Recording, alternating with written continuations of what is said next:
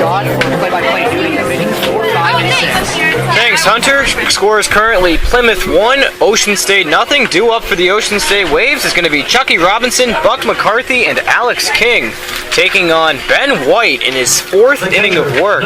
Chucky Robinson last came up with the bases loaded and 1 out in the 1st, but grounded into a 5-3 double play to end the inning. Chucky Robinson, one of the bigger offensive threats for the Ocean State Waves, with 2 home runs on the summer, had 3 with Southern Mississippi in the spring. But he's a guy that can get the job done at the plate and behind the plate as well. And the first pitch he sees is a laser down the third base line, clips the dugout of the Ocean State Waves. Players have to get out of the way, and the count now 0-1. Robinson, as you mentioned, coming into the first inning there with bases loaded, definitely could have done some damage. Luckily for Plymouth, able to get out without escape. Next pitch on the way. It's a high fly ball going out to left field. Looking up is Rooker, and that ball is gone. A solo home run for Chucky Robinson evens up the score at 1-1. Chucky Robinson's 3rd home run of the summer helps the Waves get on the board here in the top of the 4th. So much for the lead in Plymouth's case, unable to hold on to it more than a batter here. Great hit ball from Chucky Robinson. Sends that ball 6 feet to the left field fence. We'll tell you when it lands. I don't think it has yet. That ball might still be going for all we know. Chucky Robinson got a good piece of lumber on that ball, enough for his 3rd home run of the summer. And that'll bring up Buck McCarthy to bat, and the first pitch he sees is high and away for ball 1. Buck McCarthy struck out looking to lead off the top of the 2nd inning. McCarthy hit his 1st home run of the summer last week against the Laconia Muskrats. Next pitch he sees is taken in there for a called strike. Count is quickly even up at 1-1. Before coming into this inning, Ben White with 65 pitches, 3 innings, not one. As that next pitch sails high and away for ball 2. So Buck McCarthy getting back into his offensive rhythm, hit .303 with Bryan as a junior, played for the Waves last summer as well. As the next pitch he sees low and inside for ball 3. Now Buck McCarthy is quickly 1 pitch away from working a no-out walk. What's interesting to see is after a guy gets up a home run, how he reacts. Does he go bad or something? That ball was working. Ben White looked like he was having a little bit of trouble. As that next pitch fouled off the screen, and now Ben White battling back, count now full to Buck McCarthy. Buck McCarthy with 4 RBIs on the summer, coming in critical run-scoring situations, usually to give the Waves a good pick-me-up, as the payoff pitch is swung on and missed for strike 3. That is strikeout number 3 of the game for Buck McCarthy. Or strikeout number 2 of the game for Alex Wright, the 2nd strikeout of the game for McCarthy. Now that's 1 out for the Pilgrims. 4 strikeouts. Some people say it when it's just 2 and 2. Yeah, Some people say it when it's 2-2 with the 2 outs. Yeah. And the next pitch seen by Alex King is hit straight at the first baseman Piratano. He'll step on the bag himself. And that is 2 quick outs here for Ben White following the home run. As Ben, as you mentioned, how does a pitcher when they give up a home run respond? Well, I think Ben White responded quite well, striking out McCarthy and getting King to round out to Piratano there for unassisted out. So 2 quick outs here. That'll bring up Griffin Helms to the plate. A mighty swing and a miss for Helms to start off the at-bat. Nothing of it. The count now 0-1. Good breaking pitch there by White. Just dropped it out of the zone. No chance. Next pitch on the way from White, low in the dirt, bounces off the mask of home plate umpire Rick Emerson. Instead, he'll just throw it back to the pitcher White, and the count now 1-1. But the last one fell off the table. That table ended in the grass. And that's where it made just about where it hit. And now Griffin Helms, even the count 1-1, getting the pitch on the way from White, low and outside for ball 2. So Ben White came into this inning with 65 pitches to his credit, already allowing the solo home run to Chucky Robinson, but getting a big-time strikeout and a groundout to set the table for Griffin Helms, as the next pitch he sees is high and away for ball 3. And now Griffin Helms is quickly ahead of the count, 3 balls and 1 strike. As you mentioned, 65 pitches coming into this inning. A couple pitchers doing some light warm-ups in the Plymouth Pilgrims bullpen right now. As the 3-1 is lined down the first base line in there for a base hit. Turning first and heading to second is Griffin Helms. The throw is going to go up the line, and sliding into second base with the double is Griffin Helms. Nice shot by Helms. Smoked him in between first and second and put enough on it that was able to roll down the line and kind of chase it. Smith could not quite get the throw on it. He wanted it.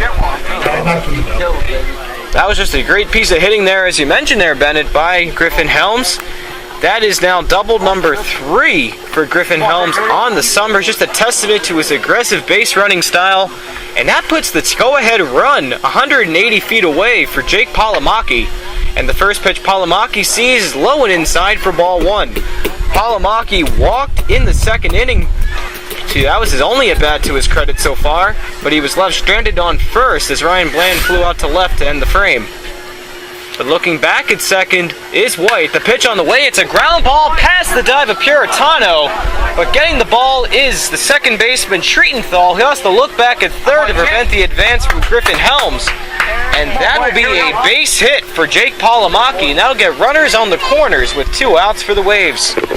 I actually thought that Schreitenthal there was in a good position, had enough time to throw it over to Puritano to end the inning there, but I guess more worried about the advancing runner, that being Helms.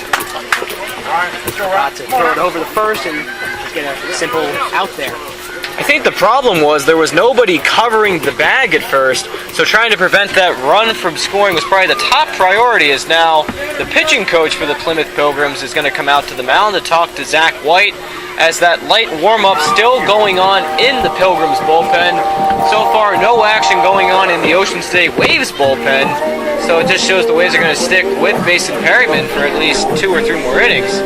Mike London, one of the 2 guys out there, one turned towards us, and not quite see who the other pitcher is. So he's turned away, we're trying to catch his numbers, but not quite around enough for us. But a long mound meeting here, trying to calm the nerves of Ben White, as Chucky Robinson hit the home run. The double by Griffin Helms and the single for Jake Palomaki has been the story of the inning for the Ocean State Waves. And now with runners on the corners and 2 outs, that'll bring up Ryan Blanton to the plate. Ryan Blanton, he led off the ball game with the single, stole a base in the second, and also flew out to left. So a 1-for-2 day for the outfielder from Georgia State. Next pitch he sees is low and outside for ball 1. So Ryan Bland had a similar situation going for him a couple days ago against the Keene Swamp Bats. Drove in the go-ahead run to edge out the Swamp Bats 2-1 as a pickoff move. Not going to be in time as the sliding Palomaki gets back safely. I almost want to say it's Matt O'Neill out there. Again, I'm trying to catch the side of a uniform about 150 feet away with a pair of binoculars. But it looks like a 37, which is O'Neill. As that next pitch high and away for ball 2. My bet would probably be on Jeff Shank, a pitcher who Plymouth has thrown out there in cases such as this, where a starting pitcher unable to go for 5-6 innings and they need some longer relief. That's who I'd probably throw out there. Getting the sign, and the pitch on the way from White is taken in there for a called strike. The count quickly 2-1. So Ryan Bland getting a big spot here, trying to accelerate the Waves into the lead. With the tying run, go-ahead run 90 feet away, as the next pitch he sees is a ground ball in this hole there. Making a diving stop is Schreitenthal, but going to third is going to be Palomaki. The throw is not in time. Scoring from third was Griffin Helms, and the Ocean State Waves have taken a 2-1 lead here in the top of the 4th. Great ball by Blanton, able to get it through the hole of Schreitenthal and Puritano. Schreitenthal, to his credit, able to keep it in the shallow part of the outfield and not let it go more, possibly keeping Blanton at a still an impressive single, but keeping him at first. Aaron Dominguez, number 18, has an 8.31 ERA. As the first pitch laced down the first base line, that is a tail foul from Dylan Bordeaux. Count quickly 0-1 to the outfielder from Southern Mississippi. Bordeaux on the day, 0-for-1. He walked back in the first and struck out, but in that at-bat, he had a line drive down the third base line that just went foul, much to the chagrin of the Waves bench that thought it went fair. But a lot of chirping going on back and forth about that. But Dylan Bordeaux getting another chance here in the fourth. The next pitch he sees low and outside for ball one. Count quickly 1-1 to the outfielder from Southern Miss. But this is an impressive offensive inning for the Ocean State Waves in the sense that they get 2 runs across against Ben White. As a snap throw attempt there by Joe Friday, not going to be attempted after all as he hesitated to throw as Bland slid back safely, but that was a ball in the count 2-1. 7th batter of the inning so far. Pitch on the way is taken high and outside for ball 3. Popped off the glove of Friday, but no chance for an advance for Ryan Bland, and now Bordeaux ahead 3-1. It's probably due to... Let's go, gotta be right here. Box it up. Plymouth, a lot of their pitchers unable to go very direct at opposing batters, and as you can see right here with the 3-1 count, possibly another walk batter for Ben White. As a 3-1 low in the dirt, and you guessed it, Bennett, ball 4 for Ben White. Walking on down the first for the second time tonight is Dylan Bordeaux, and the bases are loaded with 2 outs for A.J. Ramirez. A.J. Ramirez on the day has walked twice and was thrown out at third trying to steal back in the 3rd inning. But A.J. Ramirez in his last 5 games has put up a .385 batting average. And that just goes to show his hard work at the plate trying to get runners across. As the first pitch he sees is high and outside, just missing the outer corner. Count 1-0 to the outfielder from Southern California.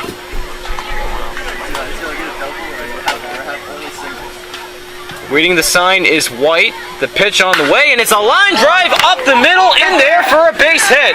From third comes Palomaki, and stopping at third is Blanton.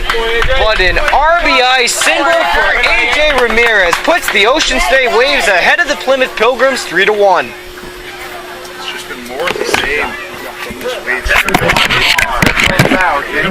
4 hits in the last 5 at-bats. This at-bat was a walk. Last guy to get out was way back out.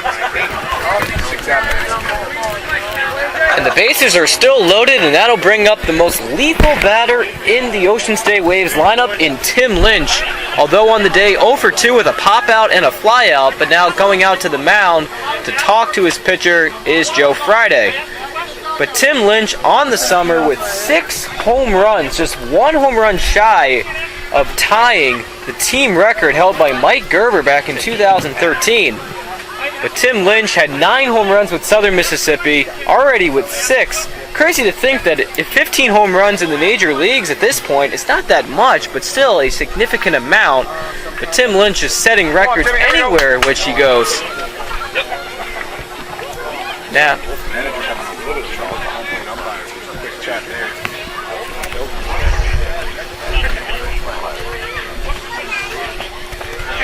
so getting back into the box is Tim Lynch. No pitches have been thrown yet from Ben White. He goes to his set. And now the home plate umpire, Rich Emerson, is going to go out to talk to the manager of the Plymouth Pilgrims, Greg Zackerson. Probably some chirping going on about the strike zone. Very rarely you see an umpire walk towards the manager. It's supposed to be the other way around. Apparently there being some miscommunication on both part of the manager and umpire. I would presume both managers now on thin ice. As the first pitch is taken in there for a called strike. Good breaking ball from Ben White. Count quickly 0-1 to Lynch. 2 people cheer. I'm not exactly sure what caused Zackerson to spar words with the home plate umpire, but That's what it was like. not happy with it. As that next pitch bounces low in the dirt. A good stop, though, by Friday. And the count quickly, no balls and 2 strikes. Stepping back into the box here is Tim Lynch. If he would come across the plate, it would be the 7th run for the Waves, but currently the score 3-1. As that pitch bounces low in the dirt, charging home is Ryan Bland. He will advance safely. And the Ocean State Waves have now tacked across 4 runs here in the top of the 4th. Wild pitch.